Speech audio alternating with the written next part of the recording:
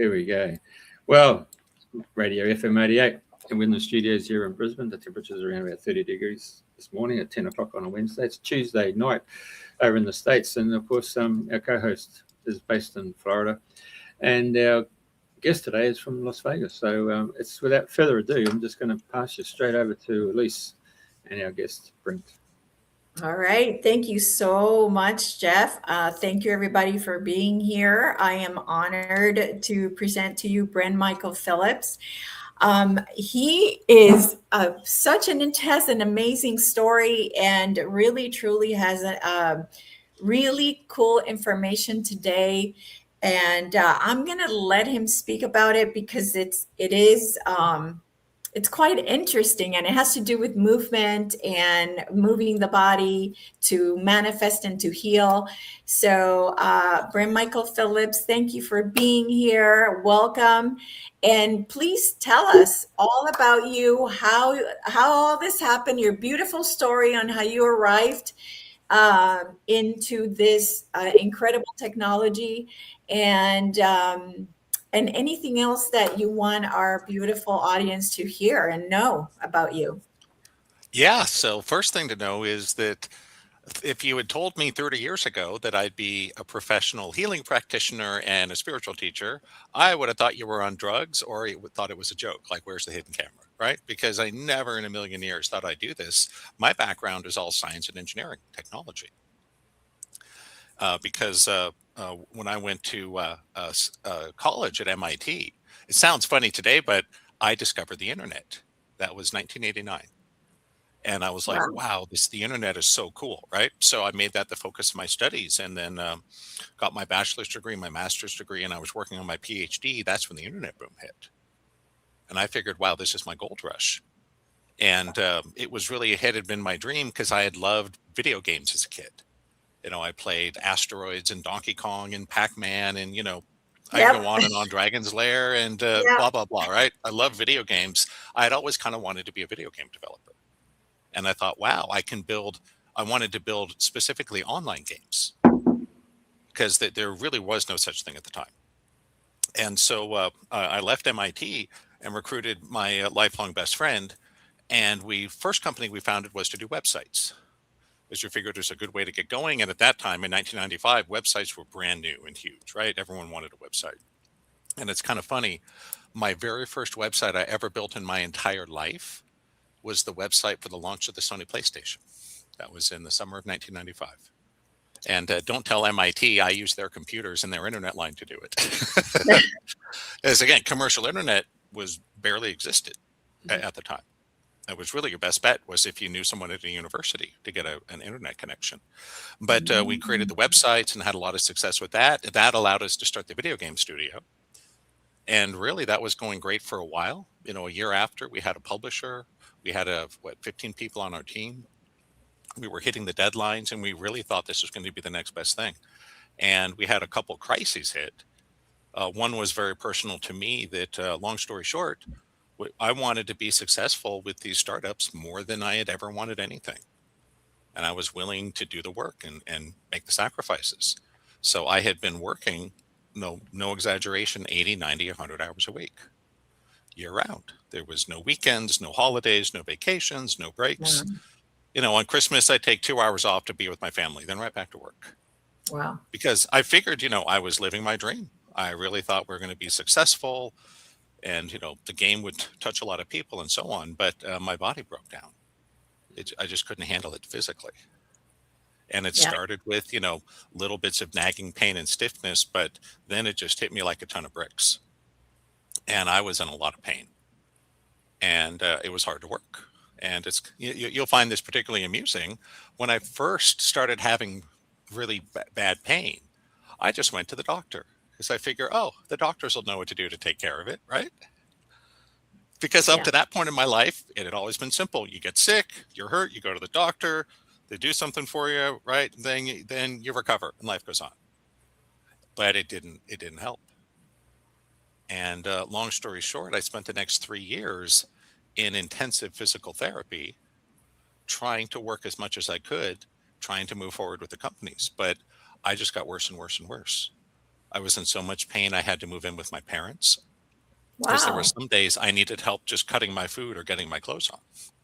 It was really getting bad, and the therapy wasn't helping, and it was so frustrating. Then we had our first disaster, which was our publisher went out of business unannounced, and we lost all of our funding and our marketing arm and our distribution, and the Wow. game was only about half finished. So that was a huge disaster. Right around then, though, I thought finally I'm going to have an answer because I had been going to the Curl and Joe Clinic for physical therapy for 3 years. And that's one of the top PT clinics in the world. That's where they innovate surgeries, where the professional athletes and the Olympians go. And I got in to see the head doctor at Curl and Joe. And I thought, wow, this guy will know what to do, right? And I went in to see him, and I figured he'd have some miracle solution for me, a new surgery or a rehab or something, right? And I'd be out of pain and go back to work, and things might work out. But instead, he just looked at all my records and said, "I'm sorry, son, but there's nothing I or any doctor can do. You're always going to be in pain, and you're never going to be able to work again." Oh my gosh. And I was stunned because I didn't expect that, right? Yeah. I thought the guy at the top of the food chain would be the one with the answer. But he just said, "Nope."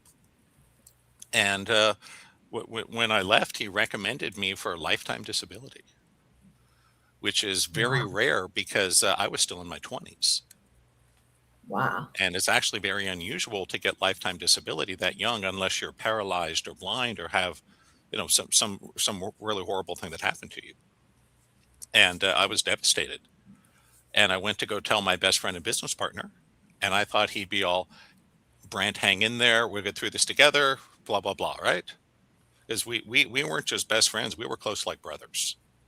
That when I was in Boston for 6 years, we talked on the phone every single day. Really soulmates.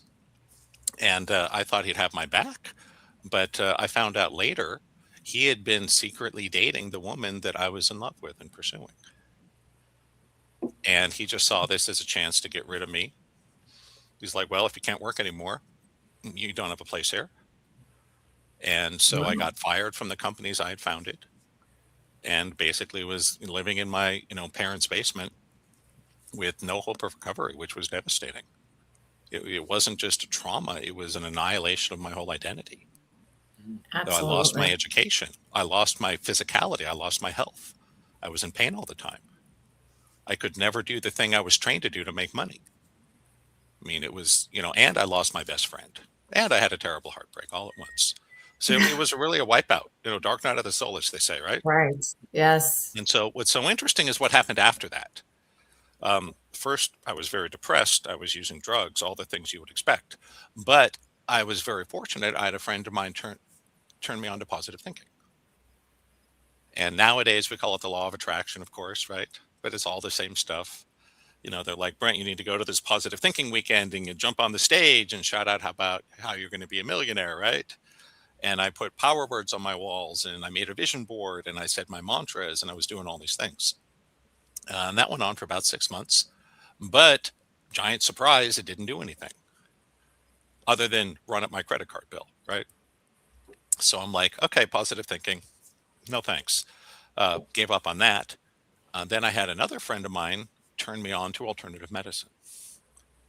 And when I first got into alternative medicine, I was really excited. I thought, wow, maybe this could do the trick, right? People had told me, "Brent, maybe you should try acupuncture or homeopathy or some of these other things." And up to that point in my life, I had always thought the people that did that were either stupid or crazy. I'm like, why would you do a bunch of hippie quack stuff when you can just go to a real doctor, right? Yep. That's what I used to think. But I was desperate, so I was willing to try anything. So, long story short, I spent 5 years living with my parents, collecting disability benefits, spending all that and a lot more running up a big credit card debt, doing all sorts of alternative medicine.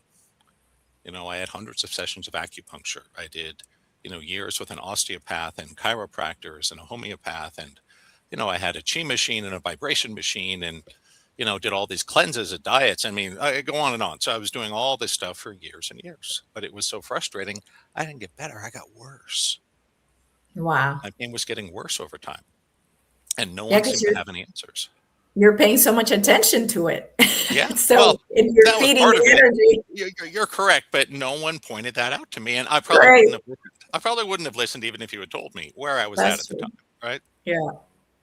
But anyhow, this went on, and I was getting really increasingly desperate, especially when my parents divorced and sold the house. I had nowhere to live anymore. Oh my gosh. And so now I was basically putting my rent on a credit card, which is frightening Yeah, because you don't get to do that for very long, right? Right. You do it for a short time, then you blow up and go bankrupt. But and so it was frightening, and I agreed to participate in a research study for an experimental surgery. Ooh. And it was risky, of course, but I was desperate, and the doctor said, "I think this can help you." And I didn't cost anything. That was part of the deal, but it was experimental. And they did the surgery, and it went somehow wrong. And when I woke up from the surgery, my right arm was paralyzed. So that was kind of the rock bottom. yeah, for sure. Because now I have nowhere to live, right? I have no money. I have no job. I'm in pain. My disability benefits wouldn't even cover, the smallest apartment you could find. So it was a terrifying place to be in. And my arm was frozen for a couple months. And it was then that it was actually my Aunt Lauren had told me about this woman named Terry that she knew from work. That Terry they'd worked in finance together. And Terry had gotten sick from black mold.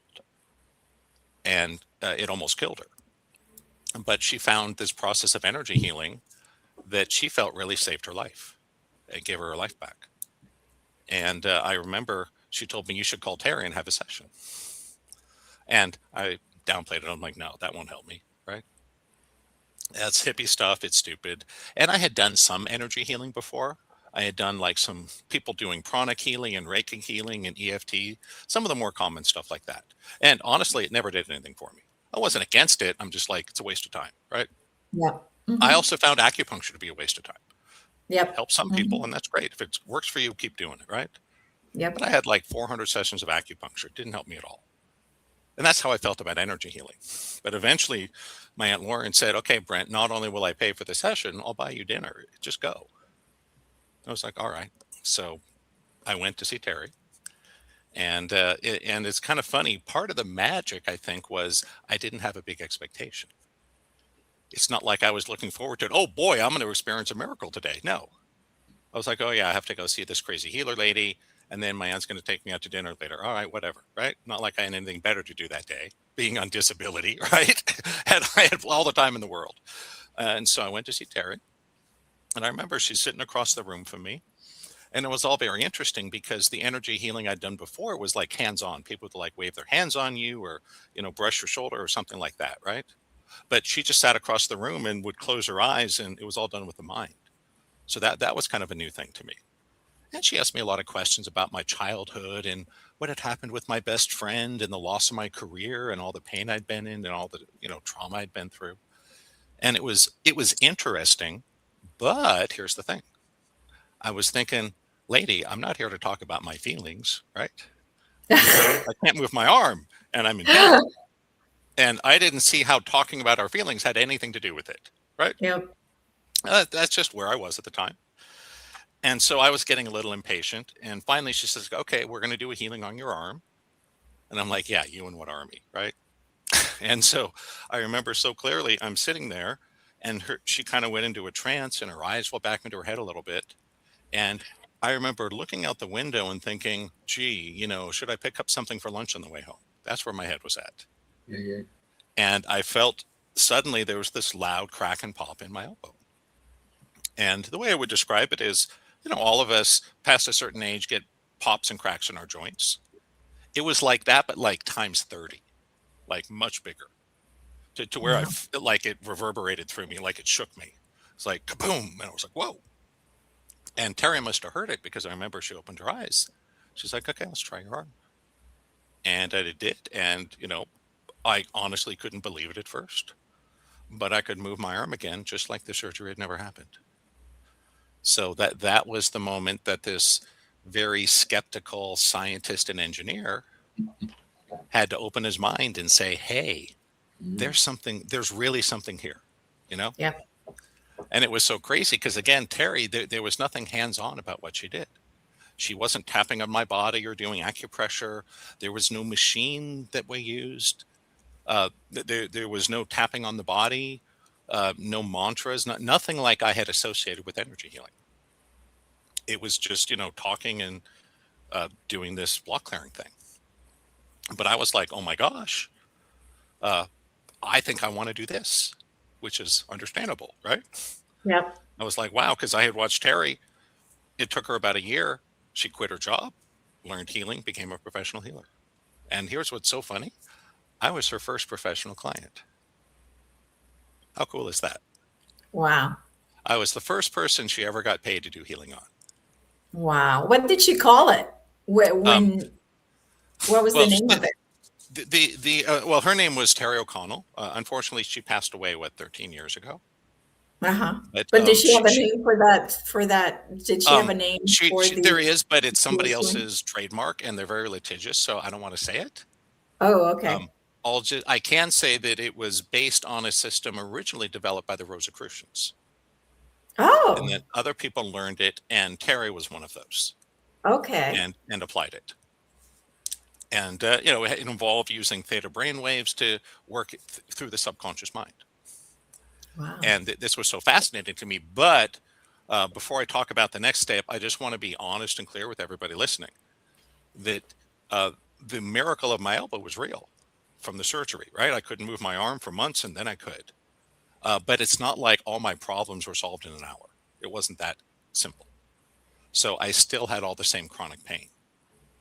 I still had all the movement problems. I was still depressed. I had a lot of PTSD. I was still broke. I had lost my career. Like, none of that changed.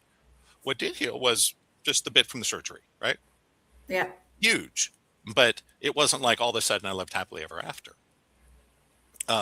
But I want to emphasize, especially to those listening, I was able to make progress, but it was measured in months and years on the core issues, on the Wow. repetitive stress injuries and the chronic pain and the PTSD and the back pain I'd had since junior high. And I go on and on, right?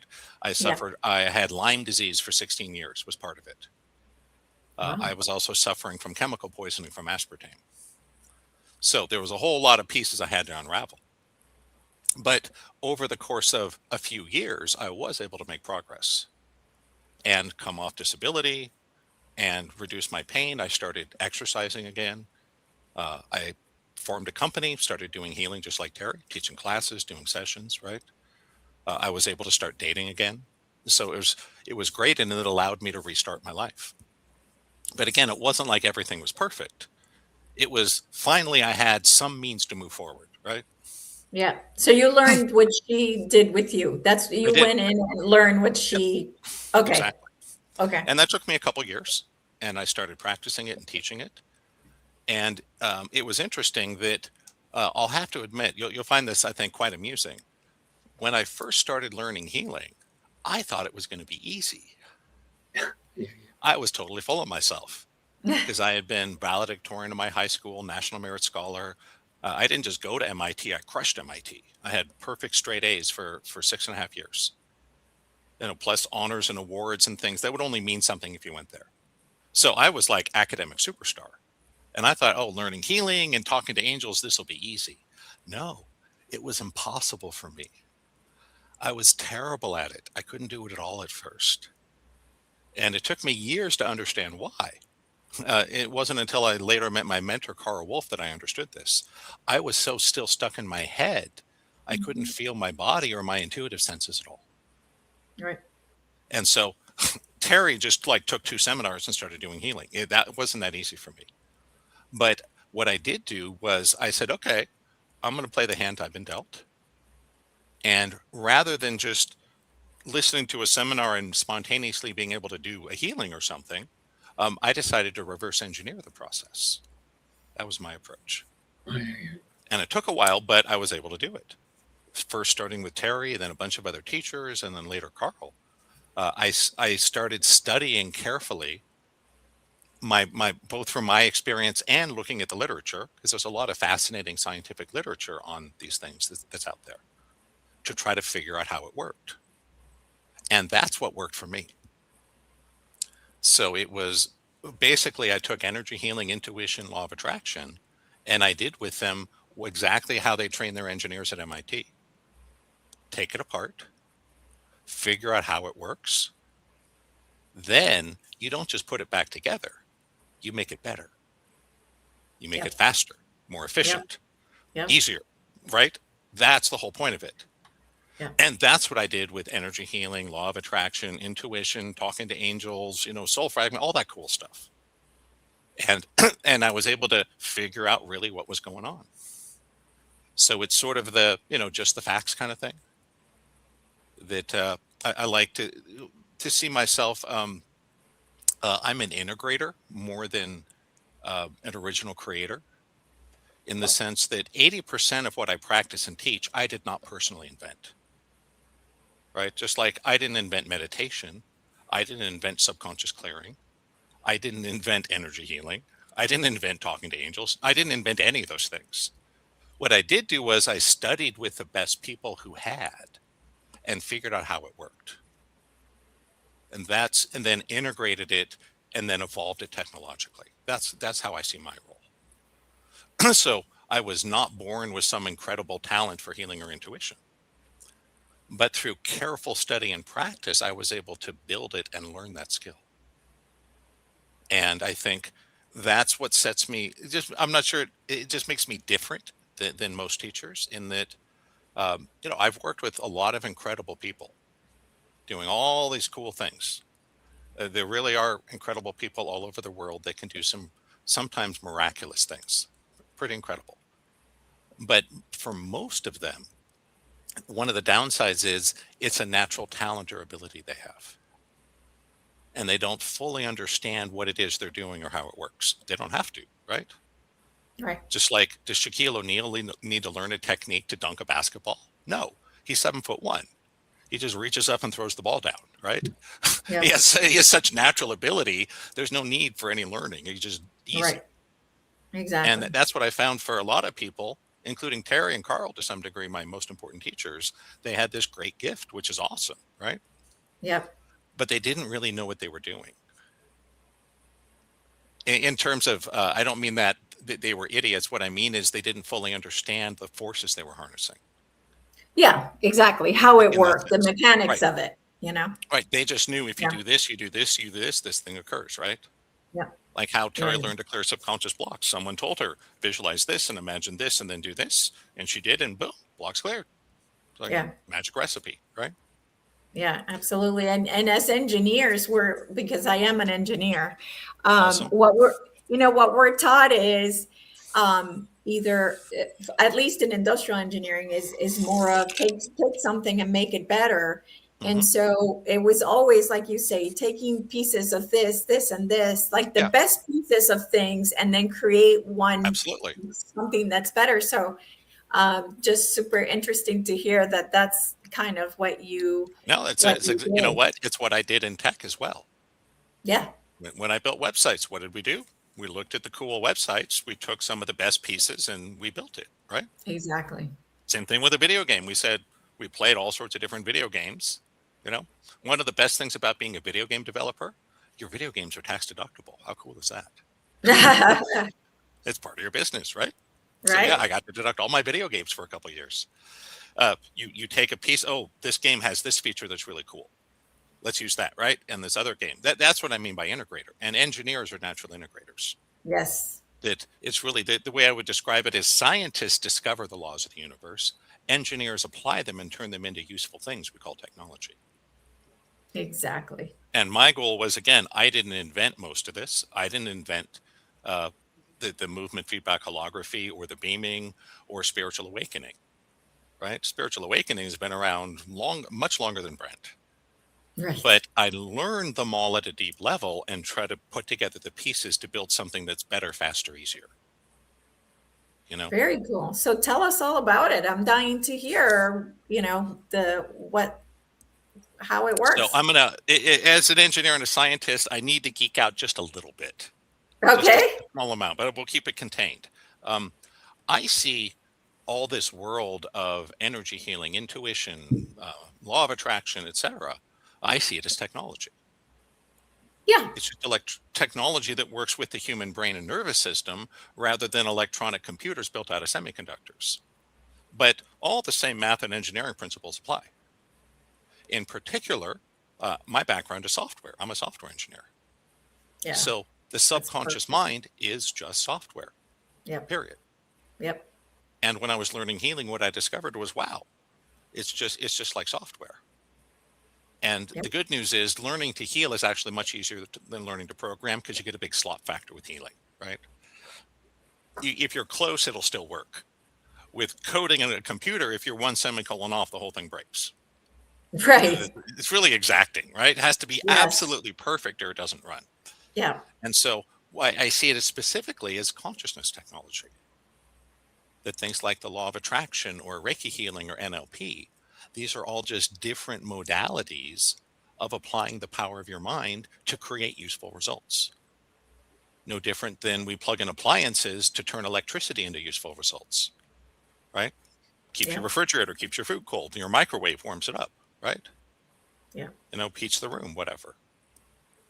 And so I see it, all this stuff, because I've studied so many modalities. There's so much cool stuff out there. So many talented people. But I see it all as 3 generations, kind of like your cell phone, right? We got 2G and 3G and 4G and such. Okay. There's 3 generations of self-improvement, spiritual technology, personal development, whatever we want to call that. And the first generation is what I would call kind of your old school positive thinking, law of attraction. So Think and Grow Rich and The Secret and a lot of Tony Robbins and things like that. So positive thinking, making a vision board, saying your mantras, right? Joining a mastermind group. And what I found is, I think for a lot of people, the first generation technologies, they're not wrong. They're just primitive. That we have better ways of doing these things now. It would be like saying a Model T from 100 years ago and a modern Porsche. They work on the same principles, don't they? They both have an internal combustion engine and a transmission and a gear shift and a steering wheel, etc. Four tires, right? Yeah. It's basically the same design, but the modern Porsche is a much more evolved technology, right? That's why most of us don't drive around in Model Ts, do we? We can get a newer car that's faster, safer, more comfortable, yada, yada, right? More fuel efficient. So it's not wrong to drive around in a really old car. It's just most people don't, because the technology's evolved, right? So the first generation stuff I have found largely ineffective on its own. Yeah, for sure. In combination with some of the more advanced things we'll talk about, can actually be useful. So to geek out a little bit, in engineering, we call that necessary but insufficient. In other words, this is something you should do, right? Positive thinking, etc. Yes, they're good. But that on its own probably isn't going to do what you want. It's a good base. I would call it like it's a good the place base. to start with. Like the base. It's a good place to start with. Yeah, exactly. But most people do not find it highly effective. No. And otherwise, look at all the people that watch The Secret. Why aren't they all millionaires, right? Yeah. Or law of attraction. I listened to law of attraction for years. And I was like, of course I did. And I really believed it for a while. Me too. Yeah. It failed me so many times. Eventually I had to go with the data and go, this doesn't work for most people most of the time, is what I would conclude. Yeah. There are exceptions, right? There are people who's changed their lives. It happens. But things get interesting in the second generation. That's what Terry introduced me to. And the difference is, with the second generation, we're directly working with the subconscious mind. And that's a game changer. Because what's the main reason the law of attraction doesn't work? There's more than one answer. Yes. I have a whole program called The Anti-Secret. There's a whole list of answers, but the one at the top I want to share right now, which is the subconscious mind. Yep. That's 90% of why your stuff doesn't work. There's internal blocks in your energy, and it's not your fault. You were probably born with it. Blame your ancestors, your past lives, a soul contract, your parents, something, right? It's probably not your fault, but it's there. Yep. And what Terry did with me that day when my arm healed, basically, she spent an hour clearing subconscious blocks on me. All the Q&A about my feelings was to help locate the blocks. I didn't know that at the time. That's what I learned later, right? When I became a practitioner, I'm like, oh, I get it. It's like debugging software. I get this, right? I get this. Exactly. Yeah, I'm like, when I got that, I'm like, oh, I could do this. This is easy. Though I struggled with the intuition. That took me about 10 years. I finally got it. But that was the Carl work. Yeah, And well, of course, once you heal, the intuition starts coming in. Yeah. There is a sequence into it, you know? Yes. And the second generation techs were great because that's when you start to see medical miracles occur and your success rate becomes significant. You know, I wouldn't say anything close to 100%, but, you know, doing things like Psych K or theta healing or EFT or emotion code or NLP or things like that, they do create transformations and miracles for sure. Yeah. You know, I'd say anywhere from 5-10%, maybe to 20-30, depending on how you want to define miracle, right? Yeah. So I've seen plenty of people have great results, but again, not everybody. Why? Yeah. You engage the subconscious mind. So your results go from 1% to maybe 20. Better, but we're not done yet, right? Right. Well, what happened to me was a very short version. After Terry, I spent a couple of years healing my body, building a new business, and I kind of reclaimed my life. And then 5 years later, it all fell apart again. Another dark night of the soul, right? My wife left me. I got married, got divorced, had a bad car accident, got hired a criminal financial advisor who stole everything from me and bankrupted me. Oh my gosh. And so that was like dark night of the soul number 2. And I was really depressed for a while because I felt energy healing had failed me. Yeah. I had done all the sessions. I had, been meditating and saying my mantras. I've been doing yoga. I mean, I was, I thought I was doing all the right things and my life just collapsed and fell apart. And I blamed myself and I blamed the universe and, et cetera, et cetera. But it was so crazy that the day after I declared bankruptcy, I met the man who became my mentor. His name was Carl Wolf. And it was so crazy because before I went bankrupt, I spent my last $500 on a session with him because he had come very highly recommended from one of my friends. And when I met Carl for my first healing session, you got to remember, I had been a full-time energy healing practitioner for 5 years at this point. So I wasn't new to the woo-woo stuff. I was as deep in it as you get, right? This was my life, 40, 50, 60 hours a week for years, just doing this. And when I met Carl, I expected him to have, work out of his home or rent a room at the healing center or something like that.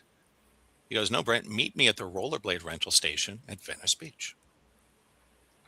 I was like, well, that's a strange place to do a healing session, right? But I did. And I met him and he had me rent rollerblades and protective gear and put it on. And then he had me rollerblade in circles around the parking lot for 20 minutes, which again seemed kind of crazy, right? Didn't look like any kind of healing I had ever seen. And after that, we then sat in his car and we watched the video. And basically, he just kind of criticized me the whole time. He'd be saying, Brent, you can't feel your left leg here, and you're out of relationship to your past here, and here you're denigrating your feminine. And I'm like, dude, what is up with you, right? And it was so crazy because, again, I was expecting a healing session where he'd have me meditate or tap on my body or play new agey music or something, right? Right. But at the end of the hour, he's just like, okay, well, we're done. Nice to meet you. And I was like, what the heck, man, right? I just paid $500 for this. Yeah. And I was so upset because 1, I didn't think we'd done any healing. And 2, I didn't think he'd done anything to fix me. Right? I expected him to give me a supplement or to change my diet or to give me a visualization or to at least smack me on the forehead and yell hallelujah. Right? Right. I'm like, I paid at least for that. Right? Yeah. But no, he just sent me home. And I remember I called my buddy who had recommended him and I started to chew him out. I'm like, dude, what the heck is wrong with you? Right? I'm going bankrupt. I just spent my last money on this, blah, blah, blah. And I remember what he said, he goes, Brent, I get it. Carl's out there.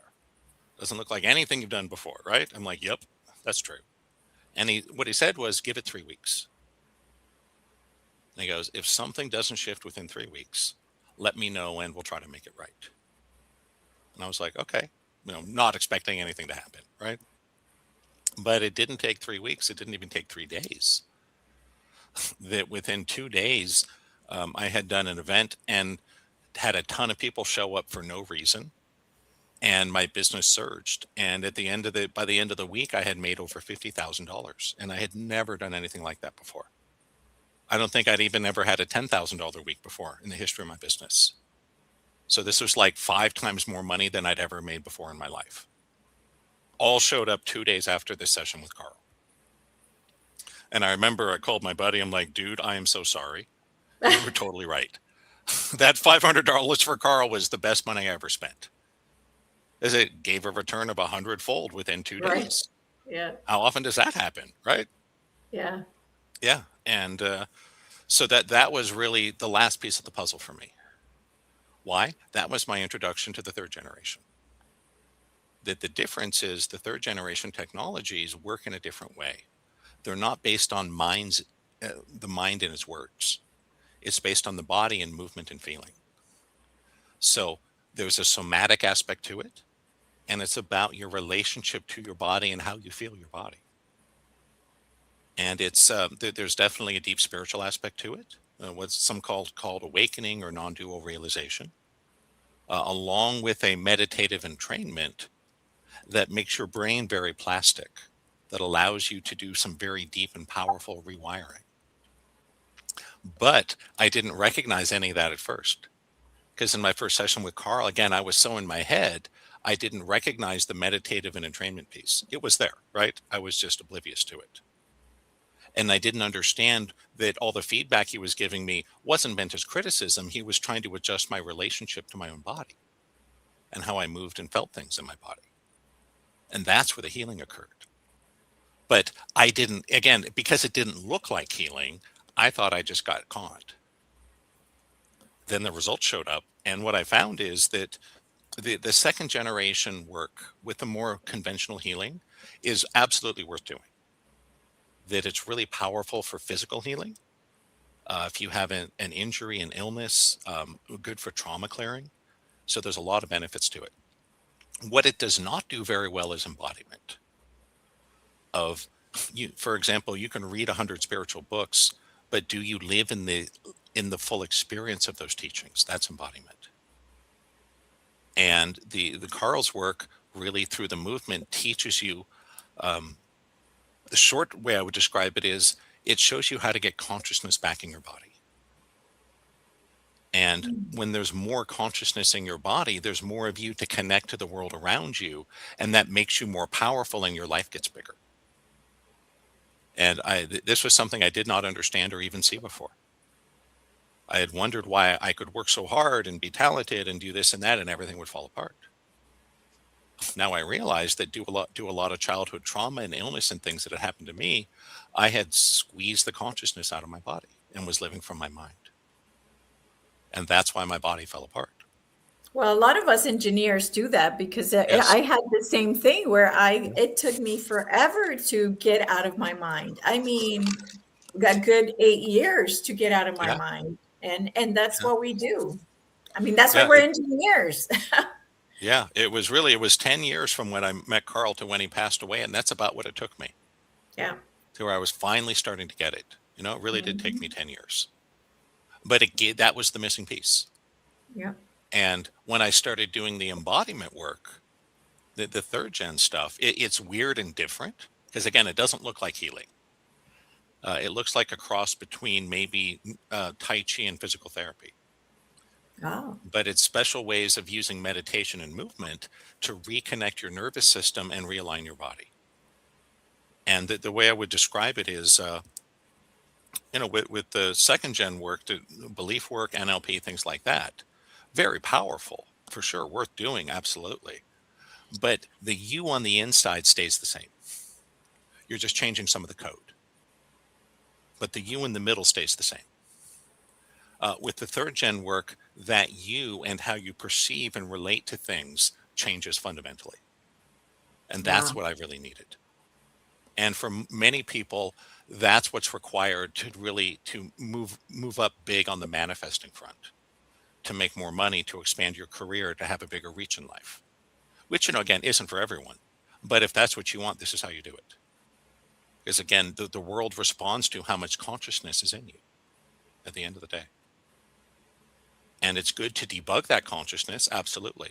But you also have to grow it and expand it. True. That, it's an analog when we talk about chi or ki or prana.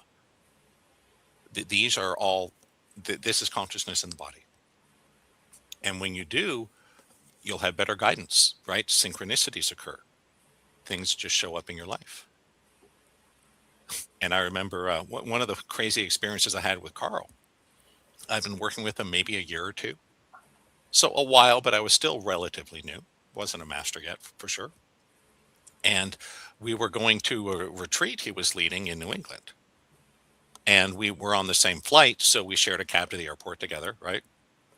And when we got to the airport, we stood at the back of the security line, and it was just huge, right?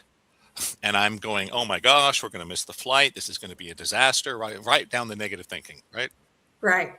And I remember Carl just said, Brent, don't worry about it. None of that's happened yet. Let's see what happens. Yep. And, I'm just there. Oh, we're going to miss the flight, on and on. And about 5 minutes later, for no apparent reason, this lady in a TSA uniform walks up to Carl and says, sir, would you like me to take you and your companion through the first class check-in? There's no line there. And Carl was like, oh, that would be great. So we bypassed the whole line, and 5 minutes later, we're through, right? And here's the crazy thing. I thought Carl must have known her. I figured maybe she's one of his students or a friend of the family or something like that, right? Because Carl had been around LA for decades and was one of those people that knew a lot of people. So I just figured, oh, there's some connection between them, right? She recognized him, did him a favor. And then I asked him, like, hey, Carl, how did you know her? And he laughed. He goes, no, Brent, I've never met her in my life. But things like that happen to me all the time. Yep. And I can attest, having spent 10 years as his student and apprentice, things like that happen to him all the time. That's the consciousness, the presence. That's the embodiment. Yeah. And The higher you vibrate, right? Yeah. The higher you vibrate, those synchronicities get bigger and more and more and more. So that the more you're in that higher vibration, then all these things happen all the time. It's amazing. Yeah. And I guess, the thing I want the listeners to hear and take away is there's a lot of different ways to do this. And if you are not having a lot of success with the ways you're familiar with, keep looking. That if you've only done like the first gen law of attraction, vision boards and such, you should need to get into the subconscious, right? Start doing NLP or Psyche or something like that. That will help you tremendously. If you've been using the more conventional healing, like we've been talking about, and it's not doing what you want, maybe you need to up your game. That's what I needed. I needed a whole nother generation of technology. And the way I would describe it, like you said, one's the foundation that builds into the other. Yep. That if we look at modes of transportation, if, I'm living in Las Vegas and Jeffrey, you're in what, Melbourne or Brisbane? Lisbon. Okay. Thank you. If I wanted to go from Las Vegas to Lisbon, there's no one mode of transport that takes me there. Right? I'm in the middle of the desert. You can't back up a cruise ship to my front door, right? Instead, if I wanted to go to Lisbon, it'd be simple. I would walk to my car. I would get in my car, drive to the airport, and then get on an airplane and fly over the ocean. I would need 3 ways. Make sense? And most people with solving their problems, better health, getting out of pain, making more money, finding love, getting over trauma or addiction, all these things we need help with. For many people, you need a combination of tools to get you there. There's not always one thing that's going to do the whole job. And I was a full-time healer for 5 years before I discovered the advanced work. I didn't even know it existed. And it took me another 10 years to figure it out. I look back and go, wow, I'm glad I got involved in this relatively young, or I wouldn't have had time to figure all this stuff out, right? Yeah. Yeah, I was only 32 when I had my first miracle happen. And I'm still, learning and understanding, growing all the time. But the third gen work, the movement, is really amazing because it works on the principle that how you do anything is how you do everything. And what it comes down to is you can read someone's source code by watching how they move. You can learn all about their personality, their health. Everything is encoded into our movement. And what Carl had the ability to do, and what he taught me and what I teach my students now, is how to develop that sensitivity so you can watch someone move and see their miss, see their source code, see the stories, the narratives that are literally running and controlling their life. And the reason the subconscious work is so powerful is once you identify the code, you then have to go change it. And there's a lot of different ways to do that. But that's really what it's all about, is what is the code that is fundamentally running you on the inside? And all of it is very deterministic in a way that our behaviors, we think we're all full of free will. That's nonsense. The research has shown your subconscious makes all your decisions for you, period. That's how it works, right? Yep. The part where you think you're making a decision, that's an illusion generated in the mind to satisfy the narrative of free will. But really what's going on is we're just like computers running code. And if you want your computer to do something different, you got to change the code. Yep. That's simple. And just know, for everyone listening, there's a lot of ways to do that. Some are very easy, like EFT. Easy to learn, maybe not as powerful as some others. The movement feedback holography that I talk about that I learned from Carl is probably the most powerful single modality I found, but it also takes a little bit of training to be able to apply it safely. That it's not something I like to do with people right out of the box because it's a little gnarly. I would say a good metaphor would be if someone has never driven a car before, don't teach them to drive in an F1 race car. That's a bad fit, right? Yep. The race car is way too fast, way too sensitive, going to blow it up or crash. Instead, you probably want to learn to drive on a Toyota first. Then once you've had your license for a year, then I can show you how to drive the race car. And the race car can do things your Toyota can't, right? It can go 200 miles an hour. So that's great. But it takes some training and practice to be ready for it. And that's what the advanced work is really, hey, are you really ready to grow? And I say that with a warning because growth is generally uncomfortable. And you may need to let go of some beliefs and attitudes and patterns in your life that feel very comforting. But if you're serious about growth, this is how we do it. And, I'll say that being a little desperate or a lot desperate can be an advantage. That's the only reason I was open to this stuff, right? That's true. Back when I first met Terry, if I wasn't totally desperate, I never would have wasted my time going to see a healer. Are you kidding me? Yes. Right. I used to think alternative medicine was for people that were too dumb to see real doctors. But life made me really, really desperate. And I tried it. And I had to be wrong about my attitudes and prejudices, if that makes sense. Yes. I had thought my whole life I was so smart, right? Doctors, conventional medicine, yada, yada. I had to confront, I was wrong about that. That's what I mean by it can be uncomfortable. That we have a lot of these beliefs and assumptions and habits in our lives that are kind of running unquestioned. With the advanced work, we're going to put you under a microscope and question all of it. But that's how it works, right? We'll just tell you the truth. This is what is running your life. And what I tell all my students, I want all the listeners to know, I can show you the truth for sure. That's my specialty. I can't guarantee you'll like the truth. Right? I can say E equals MC squared. I can't make you like it. But again, if you really want to grow, and the more willing you are to let go and sacrifice and surrender, usually the easier the process is. That's what I found. And that's why a lot of us have to be in a desperate state before we get our transformation. I don't know about you two, but I've just found uncanny how many times people have to be pushed right to the limit. Yep. before things change, you know? Absolutely. And I've wondered about that. It's like, why couldn't I have met Terry 4 years earlier and saved myself a lot of suffering and time and expense, right? Yeah. That's what we have to surrender. Well, at the end of the day, you wouldn't have given her 1 minute. I mean, so, everything's in divine timing. Everything is And that's correct. actually. And remember, she had only learned healing. She had her miracle healing in just about a year before. So Yep. part of the logical answer is, well, she wasn't doing healing 4 years ago. She was still doing finance full time, never thinking she'd doing anything different, right? Yep. Just like in 1997, I still thought I was going to be a software engineer for my whole life. Yeah, sure. In 1998, it was over. It's crazy. My career in tech lasted 2.5 years. That's it. Wow. 6.5 years at MIT for a 2.5 year career. So my question, It's so funny. It's funny that when I started growing into the spirituality work, I actually took my engineering degree that I worked so hard for, and I went and threw it in the trash.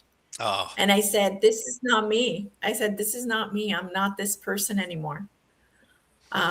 That's how big it was for me, the transformation. It was like, yeah. that was somebody who was trying to overachieve so that I could be loved, and I don't need that anymore. So, Yeah. yeah. And, I think that for some of us that have the really difficult life breakdowns like I did, a lot of that's just because I was so confident and arrogant that I knew better. Yeah, And I really had to be brought down, me to a too. very I painful mean, place. yeah, same thing with me. I thought I knew everything. Yep. And then I slowly realized that some of the most fundamental things I was clueless about.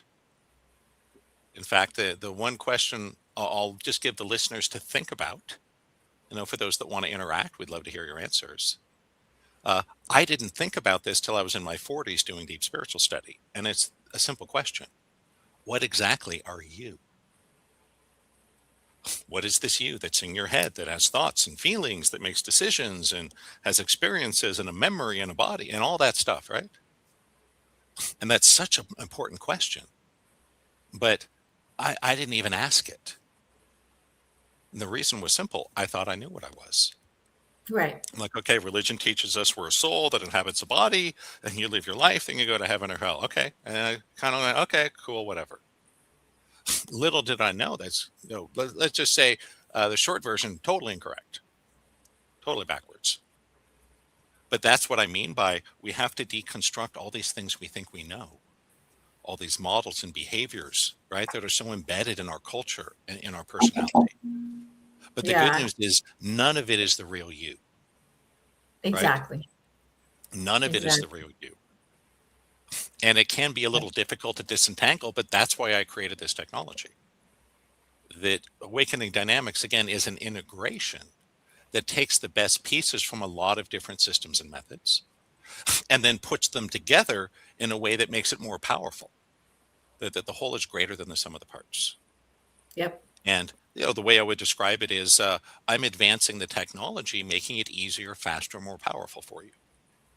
Because the easier it is, the faster it is, the cheaper it is, the more we'll use it.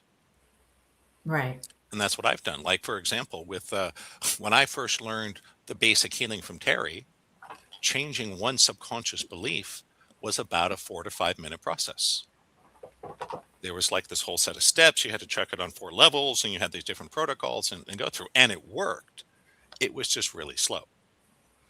So you might get through 10 or 12 subconscious blocks in an hour session. Terry and I worked together and evolved the technology. Within a couple of years, we could change beliefs in a fraction of a second. Wow. Still the same basic process, right? And there's a lot of ways to change a belief. EFT will work, NLP will work, et cetera, et cetera. There's machines that can do it. A lot of ways. Our goal was to say, what's the easiest, fastest, most powerful? Just to do it, and it's that simple. So when I teach my students energy healing, what they learn is much simpler than what I learned 25 years ago. That you really had to go through about 6 days of training to be able to be a beginning healer. Now I have a program that does it in 5 hours. Oh, Again, it's not wow. zero, right? It's not zero. It still takes 5 hours, but that's a lot better than 48 hours over 6 days. Why? We just systematically improved it, evolved it, tested it, right? And that's, what I would say to people, that I'm certainly not the right teacher or coach for everyone. That's for sure, right? Um, I don't walk around in robes or wear a lot of crystals. I don't own a Buddha statue or a bead curtain. I'm an engineer, right? There's nothing wrong with those things. That's just not me. I'm about the truth. I'm about what's really going on in your life. Let's face it. Let's fix it. If that appeals to you, and I'm very techie in terms of rational, step-by-step, careful process experimentation, blah, blah, blah, right? All the engineer scientist stuff. If that appeals to you, I think I could make a huge difference in your life. That, basically what you get from working with me is decades of my mistakes corrected so I can give you the answer immediately. Something that took me 5 years of suffering, I'll tell you in 30 seconds. I mean, or, if y'all want to go your own way and do it the long way, don't let me stop you, right? If you want to go bankrupt and be in a bad accident and have cancer and have your best friend die of a drug overdose and all these other things I went through, go crazy. But, I'm here, really, I'm just a lighthouse. I'm here just to illuminate what's there, just to show you the truth of it, right? My goal is I want to light your way, make it easier to get to where you want to go. Your method is not only for healing, it's also for manifesting, right? Absolutely. Like it doesn't necessarily have to be for healing. I see no real difference other than healing is in the body and manifesting is out of the body. They work by pretty much identical principles, protocols, and laws. Oh, you're right. Actually, I never thought about that, but you're right. Yeah, they're almost the same thing. Yeah, that's very true. And yeah, just like the lighthouse, I can't control the weather or the ocean, right, or the shoreline, but I can help guide you from where you are to where you want to be. And that's my job as an engineer. Go, hey, this is where we are. This is where we want to be. How do we get there? Yep. And I'm hoping for all my clients and students, I can make your journey a little safer, a little faster, a little easier, a little more pleasant. By just creating and sharing technology. The Wright brothers invented airplanes. Now we fly all over the world. So are your classes for your students, are they live, or are you doing just videos? Or most of it is self-paced study with live practice groups and exercises. So it's kind of a hybrid. The basic courses people can go through on their own pace. And we had, again, the quick start is just 5 hours. You'll learn how to do healing, subconscious clearing, manifest from theta wave, basis of movement, meditation, entrainment, right? That's designed to give you plenty to join the live groups we do 2 or 3 times a week. Then people join us live and we do the hands-on part. So it's kind of a hybrid. We have the live and we have the pre-recorded. In the past, I used to do everything live, but it's just so much more difficult with scheduling, right? And plus it costs more. So that's what we do now. And what I have is 2 paths through the material. There's the path through the quick start, where it's like, just show you what you need to know to improve your life. I also have a much longer, more detailed path for people that want to be a professional, that want to work with others, that want to be teachers or practitioners. That is a much longer training. That's about 65 hours. But that's the ABC, everything you need to know to be a professional healer and spiritual teacher and to do this work at a high level. So it's a much bigger investment, but you're getting a much bigger return, right? Yeah, of course. Yeah. Yeah. You might say some people just want to drive the car. Other people want to know how the engine works. So I'm the person that wanted to take the engine apart, right? Learn how it works. Yep. But I have both available. Most of my clients and students just want to drive the car, and there's nothing wrong with that. Yeah, and I also saw that you do like personal sessions as well. In addition. So I have a limited availability for one-on-one sessions. And for anybody that is interested, what I want to offer for the podcast, make sure you mention Radio FM 88 Australia. Okay. And when you contact us, anybody that seriously wants to learn more, I'll talk to you for 20 minutes for free. Oh, and my goal is to get to know you a little bit and give you a custom solution. I don't have a one size fits all. I'm not like trying to sell you into this program. No, you tell me who you are, where you're at, where you want to go, and I'll put together a couple pieces that you need. But again, I say, please only do it if you're willing to spend time and money. It takes both. Right. If you're not willing to spend any time, not going to happen. If you're not willing to spend any money at all, watch YouTube. Great. I got hundreds of videos on YouTube. Start there. But if you're serious and want to talk to me, I'll talk to you for free to see if you're a good fit and recommend a path of the tools that will be the most impactful, which again, I don't know what it is, but that's my goal, is to do that for people, to be your lighthouse, to go, hey, you want to go here, right? You need this, right? If you want to go here, you need this. So, if you need to get around LA, you rent a car. If you need to get around New York City, you get a subway pass or you hail a taxi, right? My goal is to take all the new age stuff and make it simple and easy. Because, I didn't invent any of this stuff. I just kind of figured out how it worked, integrated it, and tried to make it easier for you. As I'm still a technology person, I just work in a different medium now, Yeah, absolutely.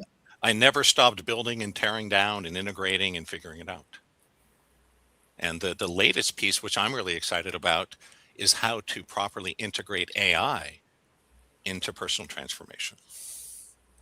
So that's what I'm working with very much. My attention every day is developing that. Because what I found is without guidance in a container, AI can be dangerous. It's really powerful. Yep. But it can do harm if you're not careful. Yep. And I want to show people the right way to use it to get all the power. Be kind of like, we don't let 5-year-olds drive cars, do we? It's not that we don't love them. It would just be dangerous, right? Right. So to me, taking a traumatized person and plugging them into AI is kind of like giving a 5-year-old a driver's license. That's true. There's going to be a wreck, right? But you take a teenager and train them in how to drive, they're okay. They're ready for it, right? They can do it. Yeah. And that's what I want to Absolutely. do with people with consciousness tech and AI and all this stuff. Work with you to train you up so you can use it safely and effectively. Because when I turned 16, I lived in Southern California. Driver's license was night and day freedom. Are you kidding me? I could go anywhere, right? Anytime I wanted. That's the kind of freedom I want to give people. You can do it. You just need the right tool. You need the right teacher. And Absolutely. can you get there? Of course you can. That human consciousness is the most powerful thing in the universe, period. You learn how to apply and direct and use your consciousness, you'll be unstoppable. But again, it's not magic. It's not your life becomes perfect in an hour. It's just a more advanced technology that gives you a process that lets you do things you couldn't do before. Before my arm instantly healed, I would have said that was impossible. Then it happened, right? Mm-hmm. So for the listeners, it may feel impossible to get married or make $1 million or get over your addiction or whatever the thing is. That's okay. You just haven't had the right technology, Right. A caveman. Yeah. Yeah. Please. Can you give us some of examples of results that people have Sure. had using this? Absolutely. So one of my favorites was Steve Rizzo, who actually became one of the first. He was the first certified master of awakening dynamics other than me. And I met him in 2012. And he had, I'm probably going to say the medical name wrong, polyrheumalgia arthritis, something like that. Basically, horribly painful autoimmune disease. And he was around 60 years old, and his doctor forced him to retire and put him on pain pills. And Steve didn't like that. He heard me on the radio, booked a session with me.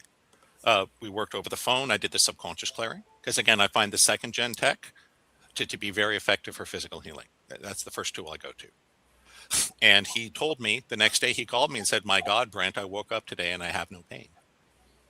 And he went to his doctor and got tested. He didn't have it anymore. It was gone. And he was so excited because he got his old job back, went back to work. And also became a healer. And it was so exciting to work with Steve. Not only did he instantly heal a life-changing disease, a very painful one that's supposed to be incurable. When I first met him, he was $50,000 in credit card debt. Part of that from medical treatment. And it took him 1.5 years to pay it off. because when I met Steve, I was doing the advanced work with Carl. So I started Steve with the digging work, right? Positive thinking, belief work. And then over time introduced him to the advanced work and had him doing the sessions with me and Carl. And that's what really turned the corner for him financially. And again, it wasn't like he became a multimillionaire. It wasn't like the stories from The Secret, but he got a raise and paid off his debt and was a lot more financially secure. So, that was a great one. I had another one. It was actually one of my very first sessions. I had just done the trainings with Terry back after my first session. And it was someone that had worked as a volunteer at my game companies. And I remember he had terrible asthma his whole life. And we did one session over the phone. And he told me the next day he went out in the middle of April when all the, hay fever season, and rode his bike for 30 miles and had no asthma. It had never happened before. So just a reminder, though, these are the success stories. It's not always that easy. Not everyone sees a big miracle in their first session. But what I found is with the right community and the right tools and teachings, you will get there. You will get there. It's kind of like getting a black belt. That I've always been into martial arts. You know what they say at my dojo? The only difference between a white belt and a black belt? Go on. It's how many classes you've attended. Okay. It's that simple. So the point is, everyone can get a black belt if you want to. You just have to show up over and over. If you're willing to do that, you will get there. And with the community and the techniques I've developed, you're not alone. We have live groups 2 or 3 times a week. We need to connect with others. We have to work with others. Everyone has this fantasy they're just going to lone wolf it by watching YouTube for free alone. No one ever succeeds that way. You're welcome to try, right? Knock yourself out. 30 years later, if you want to try something different, give me a call. If I'm around, I'll help. But we have to have a community. Yeah. You have to have people that know you, that support you, answer your questions to work with, right? And vice versa. And almost everyone can get to their goal. I had a woman, this is just before COVID, she signed up for the whole enchilada. All of my classes and programs, my mastermind, she bought every program. I had all my books and like 20 private sessions. And her goal was to get pregnant. She had spent years doing all these fertilization processes and nothing worked. And the doctors had given up on her. They said, "You're too old." And she came to me, and what was funny is she came to one training and we did 3 private sessions. And then she got pregnant, delivered a healthy baby. And just so we're clear, she got pregnant by her husband, right? I worked with her over the phone. Yes. And that was that. But she sent me an email. She's like, "Brent, I won't be continuing. I got exactly what I wanted. Thanks." I was like, cool. A lot cheaper than in vitro. Yes, a lot cheaper than in vitro. And I mentioned it because she had bought my biggest package. She bought everything. Yeah. But because she had made such a big commitment, the results came very fast. Yeah. But again, to be honest, it's not always that easy. I can't promise that result. What I can promise is I can show you the exact same process she used and help you with it. That's what I can do for you. But again, you want big results, it's going to take getting uncomfortable. You have to be willing to let go of that comfort zone. Right. If you are, and again, if you're desperate or open-minded, or just understand that we have to surrender, right? Mm-hmm. Then I would love to work with you. That's exactly who I want. And my specialty, not all my students are head cases, but about half of them are. So that's one of my specialties. What is it? They're not what? About half of my students are head cases. Head cases, meaning Yep. what? Too much in the mind. It's totally stuck in their Okay. heads. Yes. But not everyone is, but about half of them are. So that's a particular specialty because I was the worst head case of them all. Yeah. Carl told me years later, he said, "Brent, when I first met you, you were more in your head than anyone I had ever worked with." And he started doing this full time in the 70s. Yeah. So he worked with a lot of people. Yeah. Us engineers are like that. That's, Yep. I mean, again, that's where we live. We live in the head. Yep. That's Yeah. And I love Really? working with engineers, doctors, lawyers, pharmacists, anyone that is highly educated and ambitious, because you get my references and metaphors. I can move you even faster. But not all my students are like that. A good number of them are just typical New Agers. And there's nothing wrong with that. Right. You know, they love intuition and mind power, talking to their angels and all that stuff. Yeah. And another weird thing about my community, we're pretty evenly split, men and women. And that's unusual in this industry. Oh my gosh, that is unusual. Yeah. In fact, my highest level group is mostly men. What? Yep. Yeah. Wow. So, you know, again, not all my students are men or head cases or engineers, but if you are, I have a special affinity because that's me, right? And I think it's so interesting that the more we do this, we always think we understand things. And then life happens and we realize later we gained an even deeper understanding than we thought was possible, if that makes sense. Yep. And that's why I encourage everyone. I'm not saying you don't know anything. I'm just saying don't be attached to what you think you know. Because you might say it like this. You ever gone to like to the mall trying to find a parking spot and you think you see a parking spot and you get up close and then, oh crap, there's a motorcycle there. That's happened to all of us, right? Yeah. Why is that funny? Well, the motorcycle doesn't fill the whole space, does it? Not even close. Mm-mm. But you can't park your car there if there's a motorcycle in it, right? Right. And here's the moral of the story. You can't fit a large size truth into a space where there's already a small truth in the way. That's why we have to let go. And at the beginner levels of spiritual work, it's about letting go of that which is false. And that's pretty easy, right? Things like, I have to be poor to be close to God. We all know that's not true, right? Let it go. At the higher levels of spiritual work, you get more into releasing truth. But this is why it's difficult. But again, we're releasing small truth to allow in a bigger truth. So the mind loves to control and manipulate and understand through ego. If you really want to increase your consciousness and expand your life, we got to give up on that. Do it as long as you need to, right? When you're convinced it doesn't work, give me a call. There is another way. So how do you deal with self-worth issues, which I, as a therapist and a hypnotist, I found that 99% of the people that came to me all had self-worth issues. I do it through a couple different ways. Subconscious reprogramming is useful, but probably not enough on its own. That's not enough. Yeah. For most people, it's not enough. Still useful to do. A second part is the somatics, the embodiment through movement, combined with, and this is the key, re-regulation of the nervous system. Because a lot of what keeps people stuck in trauma, in pain, in addiction, in cycles is a dysregulated nervous system. And if that's not directly addressed, it will not allow anything else to work for you.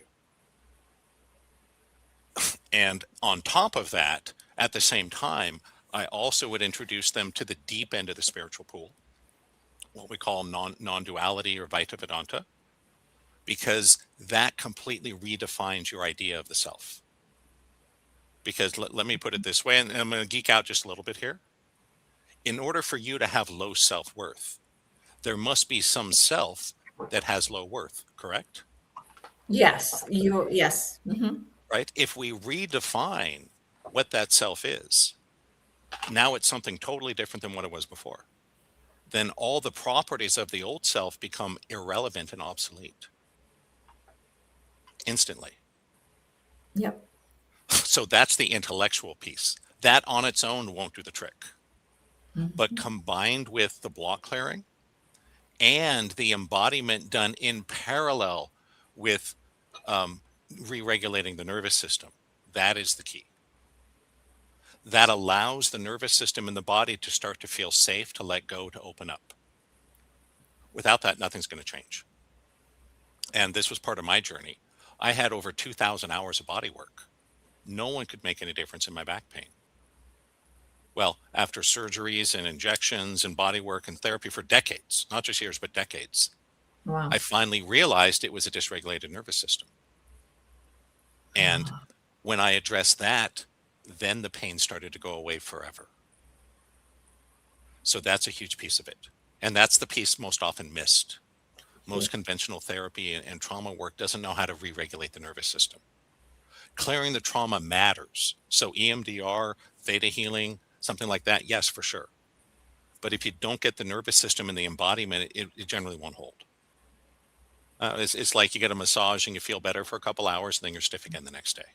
Oh, that's so interesting. Yeah. Okay. So, because I had a friend who got the EMDR done, and Mhm. yeah, it feels like it's, yeah, like you say. And what it comes down to is some people get benefit just from doing the EMDR or the trauma release. They're the ones whose nervous system isn't trashed, so it works for them. Mhm. But But it like could, you or say, it kind of sticks for a little while, and then right, it kind of right. goes back Most of the to, time, you'll feel better for a little while, and then you slide back. Why? yeah. The real problem is in the dysregulated nervous system. Clearing the trauma alone will not address that. But still needed to be done, right? Yeah. That's right back to necessary but insufficient. Yeah. But yes, and that's the area where I have a really interesting protocol using AI, where people can have an agent that will help them re-regulate their nervous system as we do the subconscious clearing and embodiment. And that, I can't claim it's 100% because nothing is. It's as close to 100% as I've found. Okay. Again, still not perfect for everybody. Okay. And it's Good. a process. It doesn't happen in an hour. For most people, it takes 3 to 6 months. Okay. And, Good to same know. thing, people do psychedelics and all that, and that's great. But it may not do everything you want if the nervous system is trashed. So a lot of the advanced work is rebuilding your nervous system, and it has to be done in a very slow, steady pace. That a traumatized nervous system resists nothing more than a huge overnight change. It just locks Yes. up in place, freezes tight, right? No, you just made it worse. Yep. True. Just like an aggressive massage, if it's nervous system damage and not muscle damage, it's only going to make you sore. You're just going to piss it off. Right? You feel better Yeah. for 2 hours and then it's more sore for a week. Right. You just pissed it off. Yeah. With the advanced tools, we can actually fix that now. Okay. Very And cool. that was part of my pain. Part of it was Lyme disease. Part of it was chemical poisoning. Part of it was posture. Part of it was strengthening. Part of it was flexibility. Part of it was beliefs. But the biggest piece was the nervous system. I think that's probably the biggest piece every time. Yep. Every time, because that's where all the other stuff comes from. Yep. It's from that Yeah. system that's not regulated. Yes. And it's a little complicated and it takes time, but it works. It's really powerful. Wow. But, and again, not everyone needs that. Some people just need belief work. They're the ones that you do an hour with them and they instantly heal, right? Like I mentioned, my buddy that had asthma. His nervous system was fine. He just had this traumatic experience in his subconscious. We released that, asthma gone. Yeah, I always wondered how Psych K worked. Like I used to do Psych K for people, and I always was. Some people it worked wonders, and other people was like nothing. Like, and that was how I was the first 5 years when I just learned from Terry. I had my process and my technique, and I applied it, and I just kind of hoped it worked. Now I'm in a totally different place. I just read your code the whole time. I see exactly what's happening. yeah. So it's much easier to manage the process when you understand what's happening. Yeah. But absolutely, getting the nervous system in and the embodiment is the huge missing piece. Absolutely. And it takes time. There is no way to embody overnight. It's like saying, how can you master the guitar in a weekend? No. It takes at least years of practice to master the guitar. Right? Yeah. I don't care if you're using AI or whatever, you have magic fingers, it still takes years. Good news is for the nervous system, it doesn't take years, it does take months. Wow. But that's not so bad, right? Mm-mm. If you've been in chronic pain for decades, getting relief in 3 months, that's not bad. Yeah. But again, not everyone needs that, but some people do. And I do tend to get some of the most difficult cases. There's a whole little network of healers and coaches that send me the people that they don't know what to do with. And it's funny because that's exactly how I met Carl, remember? That I was doing this other energy healing and these other things, and my buddy said, hey, you need to go work with this guy. He's the master, right? Kick me up the food chain. Yeah. And I didn't set out to be that, but that's what I ended up being, right? Right. Yeah, So, yeah, so yeah. most of the Yeah. time when I get referrals, it's from clients or people that know me that have a client and they go, I just know what to do with this person over my head. Brent, you deal with them. So, and I don't mind that because again, I love the challenge. I'm curious. I'm a visionary, right? Yes. Yep. The reason I created my allergy protocol is kind of funny. I created an automated allergy protocol because I got bored with everyone calling me to heal cat allergies.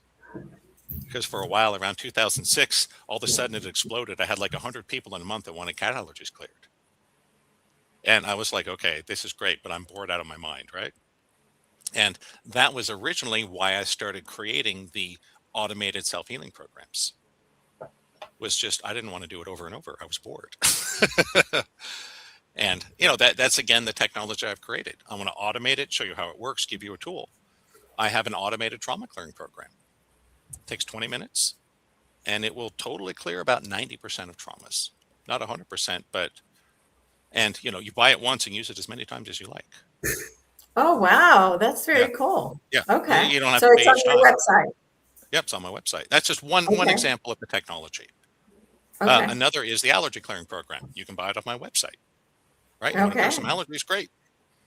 When I had it done, I did the ALCAT panel, which is like a blood allergy test. Uh-huh. There were 340 foods and additives I was allergic to. I spent 6 weeks working on it with Terry. When I redid the test, everything was green. I had no allergic reaction measurable. Isn't that incredible? So again, these are just pieces. But the point is, if you know how to use the power of your mind, you can do almost anything. Seriously. Well, the mind is the computer. So if you can Yeah. rewrite the code in the Yes. mind, then yeah, absolutely. And the body You is a nailed it. hologram. So Yes. The body is a holographic projector. yes. And you're exactly right. That your life is just a computer program. Yep. And it runs just the same way code does. You got a CPU, you got the instructions, the memory, do. If you Totally. want It totally your is. It's life to be amazing. different, just change the code. Exactly. And Exactly. I want people to know there's a lot of ways to change the code. There's a lot of ways. There is a lot of ways. I stopped calling things beliefs and now I call them programs. Yeah. I'm like, I'm not going to call it a belief anymore. I'm going to call it a program. So I think if I want to program change is a more something, precise term. I think it's more exactly. meaningful. Yes. Yes. But yeah, I use them interchangeably. Subconscious belief, code, program, software, the Program. soul. They all mean exactly the same thing. Yeah. Yeah. Yeah, And it's funny. Do you remember in the 90s, the blonde joke that goes like this? How do you know when a blonde is using your computer? It's not turned on. No, your monitor is covered with black marker and whiteout. So that's funny, right?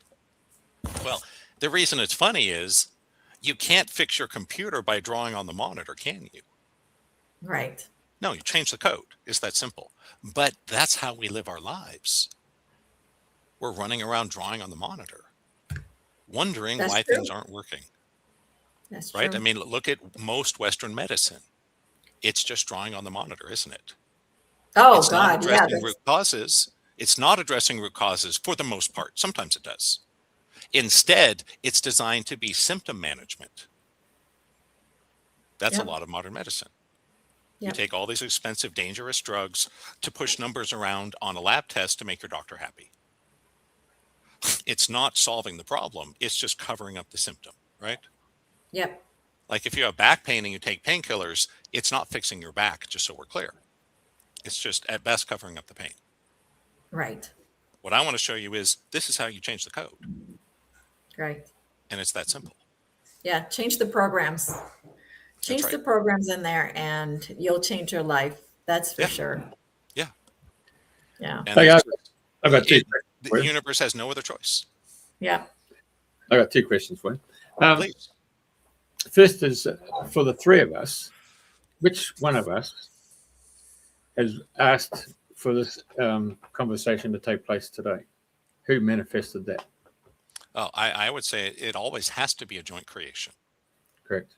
That we are all delivery vehicles in other people's realities is the way I see it. So basically, you remember the old TV commercials? You got your chocolate and my peanut butter. That's I'm what not, our okay. Oh wow. Oh, disappointing. It's okay. Big in the 80s, right? And what happens is there's sort of a cosmic Reddit out there that we're all posting on. And we're saying, hey, I need a person to do this to me, right? I need a person for this. I need a person for this, including the bad stuff. So it was hard for me when Terry told me that when I had that bad car accident, she's like, yeah, Brent, you put out to the universe, I need to have someone come hurt me. And then some other guy said, sure, I can do that. Fell asleep, ran through a stop sign and boom, hit me. So I would say all of us are kind of putting up a post going, hey, I want to be on a radio show. And you guys put up one going, hey, we're looking for someone to be on a radio show. All this energetically, right? In consciousness. And we go, hey, okay, this works, right? Same thing when we incarnate. We choose our families. We have to interview for a slot in the family. And you talk to the souls of your mother and father. And they have to agree to let you join the line and vice versa. So when we're born, there's a whole bunch of discussions and agreements made before that happens. And the way I understand it, everything is manifested that way. And it looks like we're the creator of our reality because that, in a sense, is true. But ultimately, there's only one of us. Yep. So we're just calling in the not self to give the self a relative space to understand and experience itself. Meaning, if we didn't know about hot and cold, we'd have no concept of temperature, would we? Right. Right? We wouldn't, or day and night, or exactly. good and bad. Light and dark. Right. If we're all a bunch of bacteria replicating by binary fission, they don't have gender in the way that mammals do. They don't have male and female. They're just freaking bacteria, right? Maybe I'm wrong if one of you is a bacteria specialist, but that's how I understand it. So yeah, we're all here jointly showing up in each other's programs. We all think we're the star of the show, right? But that's the ego. Okay. We're all just, as William Shakespeare said, all the world's a stage and all the people merely players. Yep. And we all think we're writing the script.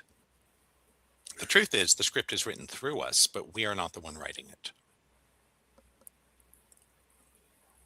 That's right. A pointer to a little deeper truth, All right, Jeff, and what's your other question? The other question, I've been waiting 30, 40 years for you, Brent, to turn up. Oh. Yeah. Thank you. I'm flattered and humbled, but a little cautious. Oh, geez, that's a lot of pressure. The only reason I'm saying that is that no one else could actually understand what I'm about to tell you. But when I was 28 years old, I went into a meditation, and I went before I was actually physically born, and I met my mum's parents, my grandparents. And when I met them, my grandfather said to me, "What program are you on?" Now, he had passed away. Mm-hmm. My grandparents had passed away, but I've gone back in time before I was born, and he asked me what program I was on. So the next day when I went into the meditation, then I actually told them when I was physically in this body at 11 years old, don't forget I'm 28, now I've gone back in time to when I was 11 years old. Mm-hmm. So the very day that we went and saw my grandparents, and I told them what program I was on. But it was my 28-year-old self was the only recollection of knowing the program. Mm-hmm. But my 11-year-old had actually already instructed my grandparents. Yep. The next day when I went into meditation, I was standing on a hilltop overlooking this massive city with all its high-rise buildings. And the bloke who was standing next to me said, "Jeff, the program you're on covers every one of those buildings. Every floor is a unit. So on that floor might be 3 units, 4 units, and it represents 1 year. Mm. So every one of those buildings represents the whole program. And one of those buildings was 60 stories. But there was no physical building in those days that was 60. I mean, the closest you get was 42. So I waited until the 60 years turned up, and I thought, okay, well, obviously I've accomplished that one. So the program was quite intrinsical in the terms of understanding all the different subject matter which allows me basically to walk around and introduce. Well, I don't have to introduce myself. Just be in a space where people come in and they will speak about a subject, and there's a kindred soul that I can actually just listen and resonate to what they're saying, and then I'll actually might give them some sort of other direction to have a look at. But so you've come along today, and I really like the concept for the very first time, because I had an experience there when I decided to meet God. So God, when the principle was, I left my body and I stood on the sun, and the sun was only really small. That's how figuratively I was. And a gold thread left the sun and linked up all the different planets, and then linked up the solar system, and then linked up all the other solar systems, and linked up the galaxy, and linked up all the galaxies. And then in a nanosecond, I got told, God stands for General Operating Device. It's a free shareware. All you got to do is ask, and each planet has its own program and its subroutines. So today, this conversation with you, Brent, has been very rewarding for me, and I know that Elisa's really loved it from her engineering background. I really would like to have you back on the show in a month to come. Yeah, because I think we're touching not only the Australian listening and audience, but our UK audience and our New Zealand audience, but more importantly, people in America. And I really thank you very much for coming on today. I really appreciate it. Oh, this is great to be here. I mean, I'm here because I want to share this with people. I'm so excited about it. Even 25 years later, I'm like, you need to know about this. This is so cool, right? Did you even know this was possible? And especially now with AI and some of the agents I'm building, we are really, I think, in a golden age of transformation. We have more support and guidance and tools and information available than at any point of human history. And like things like, I could not heal my pain even 5 years ago, but I'm getting it today. And, as the work gets bigger, as people innovate, there's some of us pushing the tech forward, right? We're making it better, faster, stronger, more powerful. And I just see every week or two, there's an increase in our ability to transform. And I know there's people listening that feel hopeless, depressed, or deflated, or bad about themselves. Just know those old feelings and beliefs were based on the old way of things, the old set of technology, right? It'd be like 5 years ago, if you wanted to build a funnel for internet marketing, it'd probably cost you $5,000. You needed to have a copy person and a graphic artist and a web person and an ad manager and a media person and a camera, all this stuff, right? Now you can do it in AI in 5 minutes. Mm. The point is, the technology has changed, even from a few years ago. So we can do more than we've ever been capable of before. And, just know you can get to your goal. The question is, are you going to give up? Yeah. Just like I guarantee anyone that wants to come to my Taekwondo dojo, if you show up repeatedly over a couple of years, you will get a black belt. It will happen. Yep. Yeah. But it doesn't happen always overnight, right? Yeah. If you're really good, you might have it overnight. You might get it fast. But most people, it takes a while. And the same with the inner work. But the technology is to the point most of us can get to where we want to be. And I think that's really amazing. The question is, why did you manifest this into your reality? Why is Brent coming into your reality? Why is this showing up in your reality? Because sometimes we ask for things and they're delivered and we don't realize that they're being delivered. And so sometimes I've received messages where, I don't do it. And then I get a message like, well, we get reminded. That for you. Like we created that for you and you didn't buy it. Like, what are you doing? That was for you. But we could go on and on forever. So I'm going to go ahead and just ask you, how can people get a hold of you? What are your websites, your books, and all that good stuff? So simple answer is, if you want to learn more about me, go to my website at awakeningdynamics.com. Pretty easy. I also have a YouTube channel. So if you want to learn more, watch some of my videos first, great. That's what it's for. Just hop over there's a link on the website, or just hop to YouTube, type in Brent Michael Phillips. It should come right up. And on the website, it has some, has a handful of testimonials, has a little overview of some of the programs. And, I'm here to be your guide and supporter. The poet Rumi famously said, without a guide, a journey of 3 weeks will take 100 years. So that's kind of my goal, is I want to be your guide, your lighthouse. I don't have all the answers, but I found some really cool stuff that you need to know about, is the way I see it. Yeah. And for anyone that's serious, if this is sounds like a good fit for you, and you're willing to spend time and money and focus, just like anything, talk to me for free. I'd love to get to know who you are as a person. What are your challenges? What are your goals? And if it's a good fit, I'll map you a path to get there. I'll say, hey, if I were you, I do this, I do this, I do this, right? And sometimes it's as simple as take this supplement.